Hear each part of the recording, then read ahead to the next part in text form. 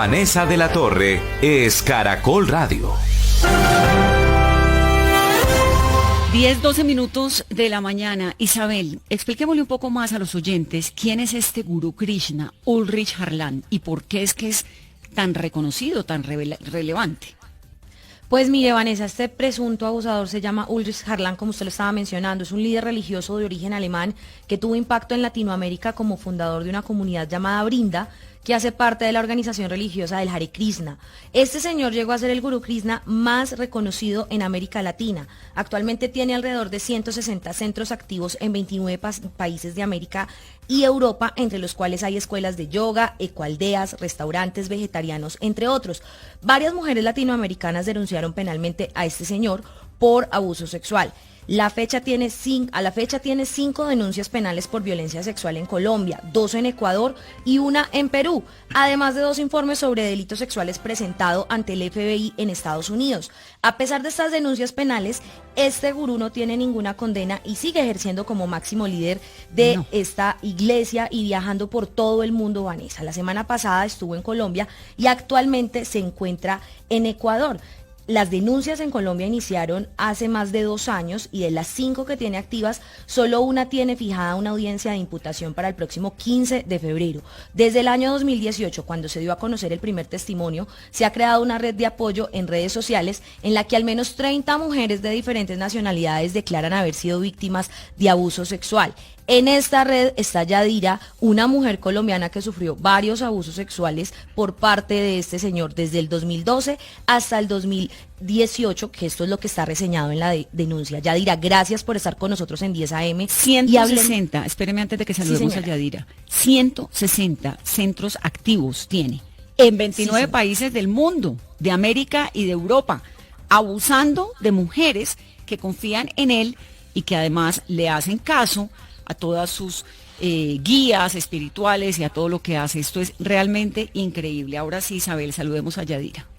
Yadira, gracias por estar con nosotros en 10 AM y cuéntenos un poco sobre esa denuncia que usted está haciendo. Muchas gracias, Isabel y Vanessa, buenos días.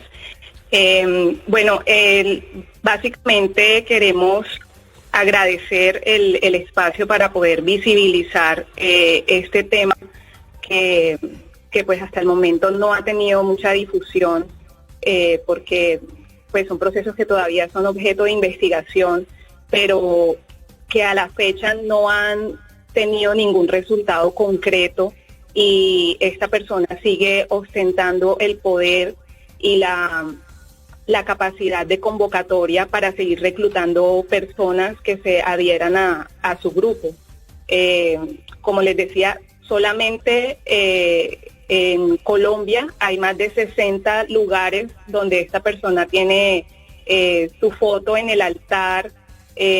Son sitios de adoración donde él es la máxima autoridad, él es la cabeza y el máximo representante sin tener ninguna autoridad por encima de él. Entonces nos parece importante poder alertar a la comunidad, a la ciudadanía del riesgo que existe de poder ser víctimas de este tipo de abusos. Yadira, ¿cómo ingresó usted a esa comunidad y hace cuánto? Bueno, la mayoría de las personas que ingresan a la comunidad lo hacen basados en el interés de participar en procesos y proyectos de activismo, de vegetarianismo, por el interés en practicar yoga, por participar en ecoaldeas, proyectos de beneficencia. Tiene muchas facetas esta organización y ese es como el gancho para que las personas, principalmente jóvenes, caigan en la red. La mayoría de víctimas han tenido más de, pues entre 5, 10 años dentro de la organización, pero este es un grupo que tiene que ha participado activamente en Colombia desde hace más de 30 años y han sido reclutados para para poder hacer parte de la red y acceder sexualmente a estas víctimas. Yadira, ¿usted cuánto tiempo estuvo con él? Yo ingresé en el año 2009, los abusos iniciaron en el año 2012 hasta el año 2018, cuando empezaron a aparecer más testimonios de lo que estaba ocurriendo, y fue allí cuando otras personas, a través de la publicación de los testimonios, empezamos a entender que lo que estaba sucediendo se trataba de un abuso sexual. Es decir, Yadira, que entre el 2009 y el 2018, durante 9 años, el tipo cometió abusos contra usted y usted no era consciente de esto. Entre el año 2012 y 2018 se perpetraron actos de abuso sexual. Entre esos delitos están, pues ya fueron puestos en conocimiento de las autoridades. Como decía Isabel al inicio, son 5 denuncias que hay actualmente activas en Colombia por diferentes delitos. Hay, pues yo hablo en representación de los 5 casos que tenemos actualmente en Colombia. Tenemos delitos por acto sexual violento, acceso carnal violento y acto sexual con menor de 14 años, dado que algunos de los abusos iniciaron cuando algunas víctimas eran menores de edad. Esto me parece increíble y usted realmente es una valiente contando esta historia, porque imagínese la cantidad de mujeres, de seguidoras que el tipo tiene en el mundo, porque además es una personalidad mundial, es un alemán de 68 años que ha hecho de todo su supuestamente guía, ¿no? Su espiritualidad, pues una bandera, y tiene, como lo decíamos hace un momento, seguidores en todo el planeta. Quisiera preguntarle, con todo el respeto del mundo, cuando usted dice, Yadira, que hubo abusos sexuales entre el 2012 y el 2018 a usted y a otras seguidoras, ¿qué tipo de abusos sexuales? Sí, ahí es importante de pronto aclarar que la figura de poder que representa un maestro espiritual dentro de la comunidad para un discípulo es la máxima autoridad para esta persona.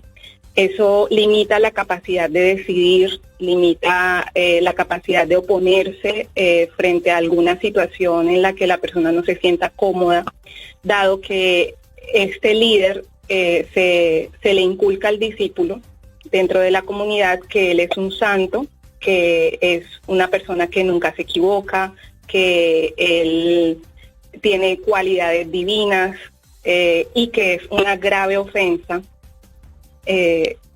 pensar mal de él, siquiera mucho menos hablar mal de él o hacer algún comentario deshonroso. Eso se considera la muerte espiritual del discípulo.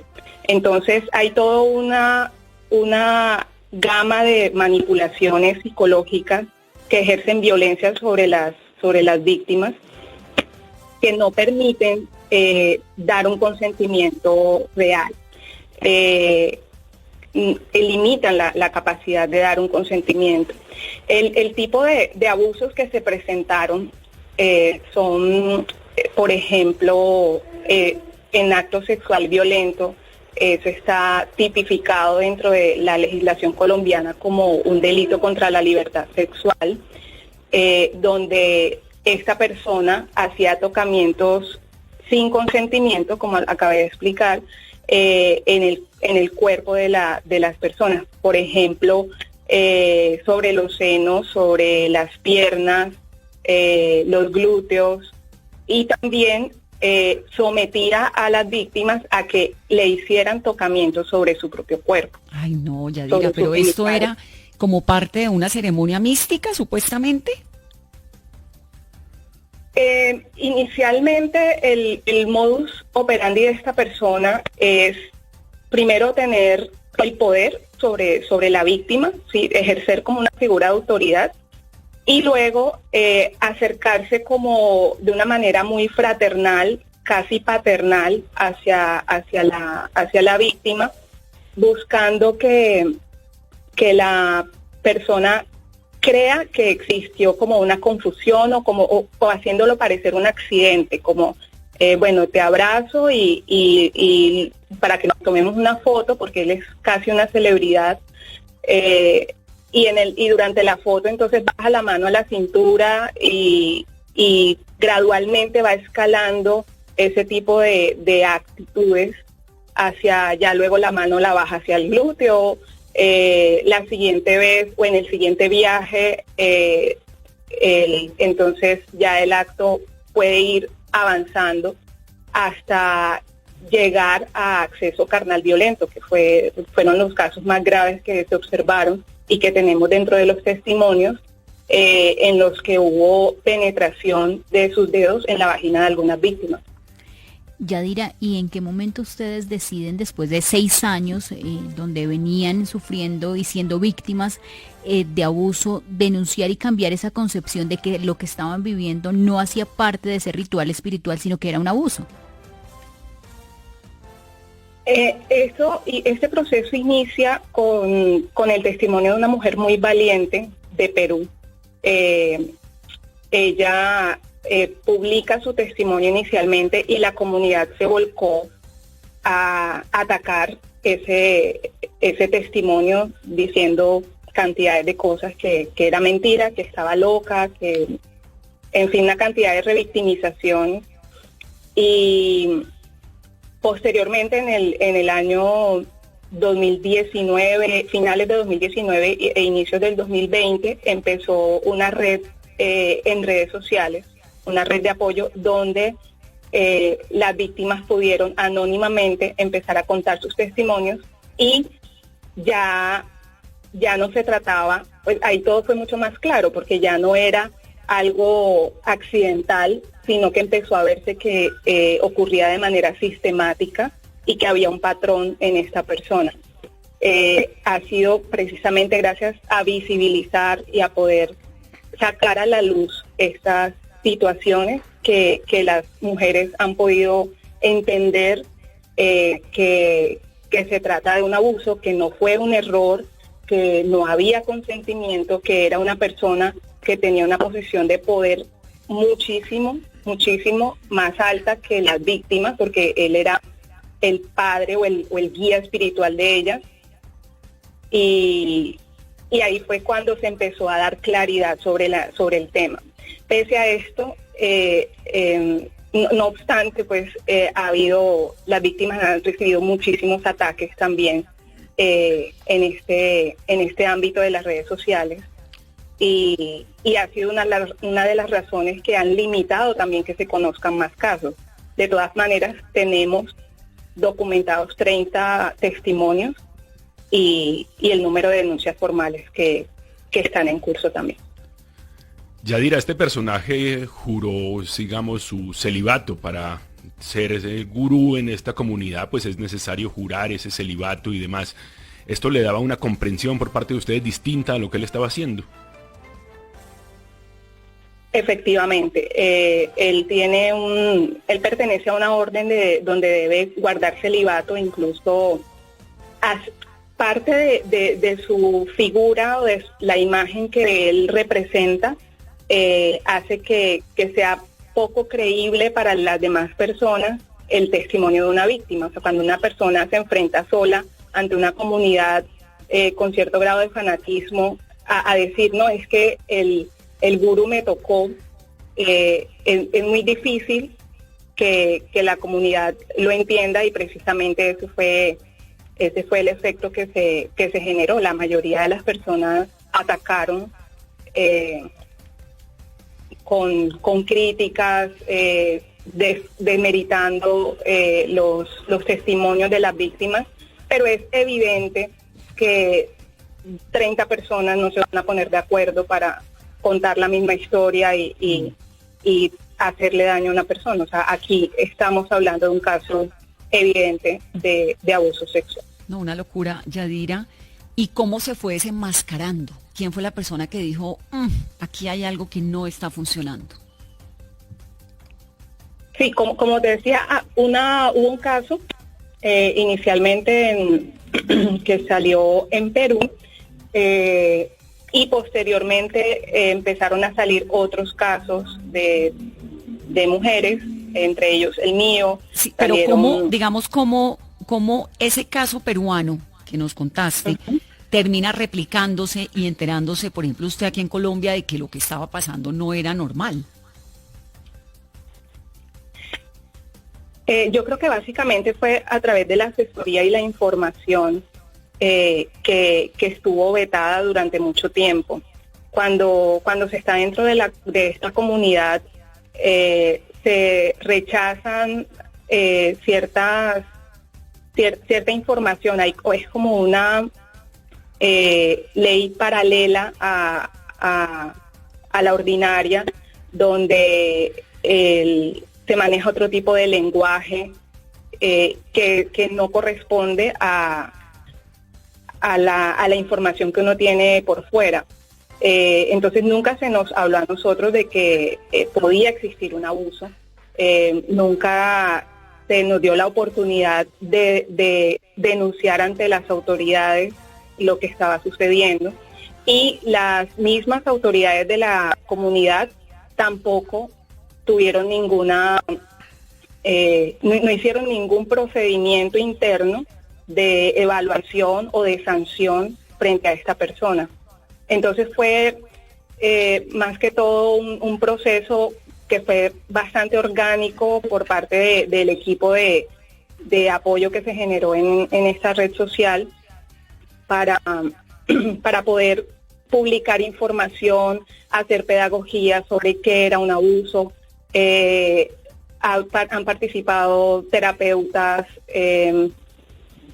asesores legales que nos han ilustrado sobre cuáles son las conductas que pueden resultar abusivas, y así ha sido como se ha podido tipificar los hechos. O sea, básicamente la comunicación ha sido la principal herramienta para poder entender la problemática que se está viviendo, y precisamente por eso agradecemos el espacio para poder mostrarle a la gente que es una realidad y que es un riesgo que existe al ingresar dentro de estas comunidades, de que cuando hay abuso de poder puede ocurrir este tipo de situación.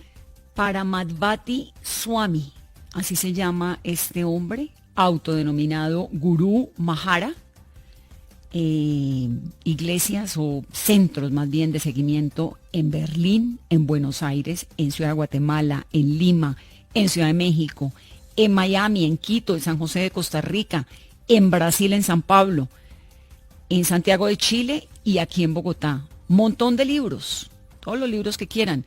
Bienvenidos a la familia de Krishna, curso de yoga por correspondencia, el primer maestro espiritual de Colombia, así se hace llamar, los Trulis de Krishna, nuestra familia, Prachamrita, el néctar de la prédica, el presidente del templo. Bueno, todo lo que se puedan imaginar, y lo que es un abusador sexual. Pascual. Sí, Vanessa, le quería preguntar a Yadira qué ha pasado con esas denuncias en la Fiscalía. Sabemos que hay una imputación pendiente para finales de febrero, pero por lo menos ha sido citado, ha respondido de alguna manera por esas denuncias frente a Fiscalía. La información que nosotros tenemos es solamente que ha sido citado a la imputación, que va a ser el 15 de febrero. La expectativa que tenemos es que se presente, que no, pues que atienda al llamado de la Fiscalía para la imputación, y que inicie un proceso en el que podamos nosotras hacer valer nuestros derechos constitucionales, nuestros derechos como ciudadanas, ya que dentro de la iglesia no, pues fueron vulnerados, ¿no? Ese es el pedido a las autoridades, que por favor le den celeridad a estos casos, a las investigaciones, que algunas ya tienen más de 2 años de haber sido interpuestas y que a la fecha todavía no hay un resultado concreto, y precisamente por eso él continúa ejerciendo su posición de maestro espiritual. Entonces, por eso también queremos hacer ese llamado a las personas a que estén atentas a ese tipo de rasgos de estas personas, para que no les suceda a más para víctimas. que se sumen, además, se vayan sumando a las denuncias. Yadira, gracias por contarnos esta historia, por prender esa alarma internacional. Realmente, pues es muy importante lo que usted está haciendo. Muchas gracias. Muchas gracias, Vanessa, y gracias al equipo. Yadira Muñoz, víctima de abusos sexuales por parte de Ulrich Harlam, que es conocido como Paramadviti Swami, un gurú Krishna, dice él, muy aclamado en el mundo entero. Ahora, Pascual, ¿posibilidades de que él vaya a la imputación en la fiscalía? Pues estuvo en Colombia hace poco, dicen está en Ecuador, no parece fácil que atienda ese llamado. Interesante que sea un llamado también que se dé no solamente en Colombia, sino en otros países de América Latina, para que por lo menos si no atiende, no pueda volver por acá, porque va a tener entonces un requerimiento de la Fiscalía que tiene que atender. Además, acuérdese que hay un protocolo especial de Fiscalía para delitos sexuales que debe tratar esto, las denuncias, con toda la seriedad del caso, y si el señor no se presenta, pues tiene que haber una citación ya obligatoria que lo hace comparecer si llega a pisar el país. Increíble, la verdad, una denuncia muy, muy importante. Isabel, entonces, él tiene su citación a la fiscalía, las mujeres siguen avanzando en esto, el proceso por el momento está en Colombia, en Perú también. ¿Qué más sabemos? Pues Vanessa, lo más impresionante es que a pesar de todas esas denuncias penales, no hay ni una condena en estos momentos, y por eso él sigue, como lo estaban mencionando ustedes, viajando por todo el mundo, tranquilo, sin ningún inconveniente. Tenemos entonces esta imputación el próximo 15 de febrero, y pues estos procesos aquí en Colombia iniciaron hace más de 2 años, y de las 5 denuncias penales que hay aquí en Colombia, tenemos entonces esta audiencia de imputación de cargos fijada para el próximo 15 de febrero. No, pues estaremos entonces el 15 de febrero muy pendientes y haciéndole seguimiento a la fiscalía. ¿Qué tal este tipo abusador, mentiroso, disque guía espiritual? Terrible y muy valiente, Yadira, y todas las otras víctimas que lo han contado. 10:34.